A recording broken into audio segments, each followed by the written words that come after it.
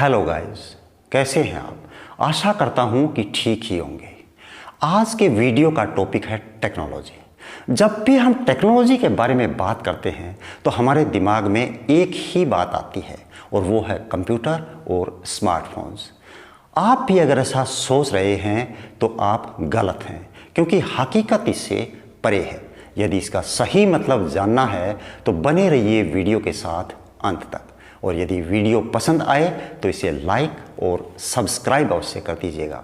साथ ही bell icon को भी दबा दीजिएगा, जिससे कि मेरे आने वाले सभी वीडियोस के नोटिफिकेशंस आप तक पहुंच सकें। अब बात करते हैं टेक्नोलॉजी की। टेक्नोलॉजी का मतलब क्या होता है? किसी भी काम को आसान तरीके से कम समय में कम खर्च पर ज़्यादा प्रोडक्टिव बनाना ही टेक्नोलॉजी कहलाता है। टेक्नोलॉजी इंसान के हाथों की एक कला है। पुराने समय में लोग छोटे छोटे कामों को जुगाड़ के रूप में कर लिया करते थे। बाद में उसने टेक्नोलॉजी का रूप धारण कर लिया। यदि जुगाड़ का एक उत्तम उदाहरण मैं आपको दूं तो इसी वीडियो के थंबनेल में लगा हुआ ट्राइपॉड का फोटो है। इस ट्राइपॉड को मैंने अपने घर में ही बिजली पाइप के फिटिंग्स के सामान से बचे हुए चीज़ों से ही बना लिया है। इसमें ना ही तो मेरा कोई समय लगा है और ना ही कोई अतिरिक्त खर्चा। अब बात करते हैं इतिहास की। यदि हम टेक्नोलॉजी के इतिहास में जाएं तो पता चलता है कि आदि मानव काल से ही टेक्नोलॉजी चली आ रही है। आदि मानव अपनी शिकार और अपनी सुरक्षा के लिए जिन हथियारों को, जिन औजारों को अपने काम में लेते थे वो पत्थरों से बने होते थे। पहले कलम और पंख को लिखने के काम में लिया जाता था। बाद में इसी ने पेन और पेंसिल का रूप धारण कर लिया। पहले सामान ढोने के लिए इंसान अपने कंधों को काम में लेते थे, या फिर जानवरों पर सामान ढोया जाता था। यदि कहीं आना जाना होता था तो पैदल ही चले जाया करते थे। लेकिन अब बहुत से यातायात के साधन हो गए। साथ ही साथ यदि हमको कहीं पर संदेश देना होता था तो उसके लिए चिट्ठी ही एक सहारा थी। लेकिन अब कंप्यूटर और मोबाइल ने उसकी जगह ले ली है।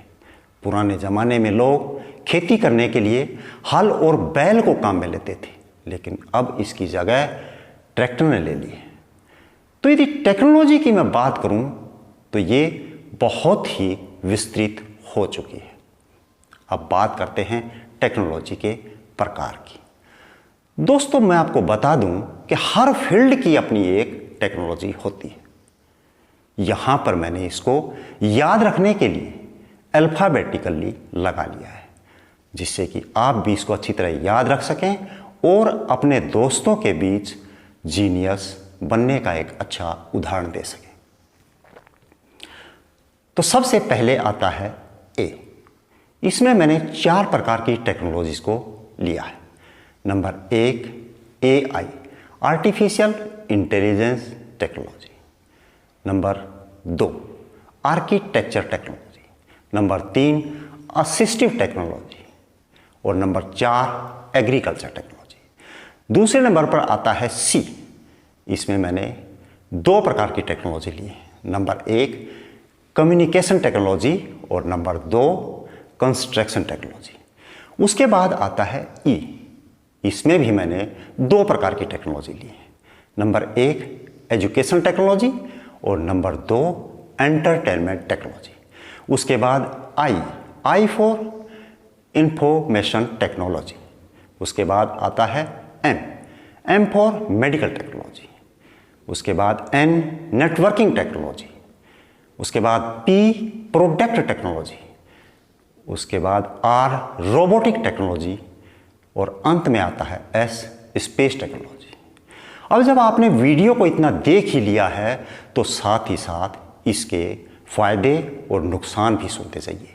यदि हम इसके फायदे के बारे में बात करें तो लोगों के आय के स्रोत बढ़े, लोगों की पैदावार बढ़ी है।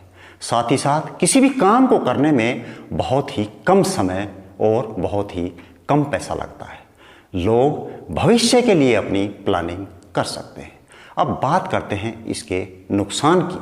तो लोग हमारे चूल्हे तक पहुंचने की कुव्वत रखते हैं। हमारा निजी डाटा बहुत ही आसानी से लीक हो जाता है। साथ ही साथ बच्चे अपना कीमती समय और पैसा गेम्स खेलने पर बेकार कर देते हैं। साथ ही प्रदूषण भी बहुत ज़्यादा बढ़ जाता है। अब अंत में बात करते हैं इसके सारांश की।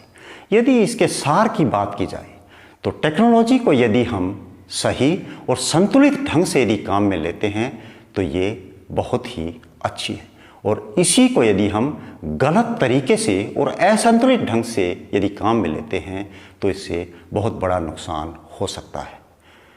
Thank you. जय हिंद, जय भारत।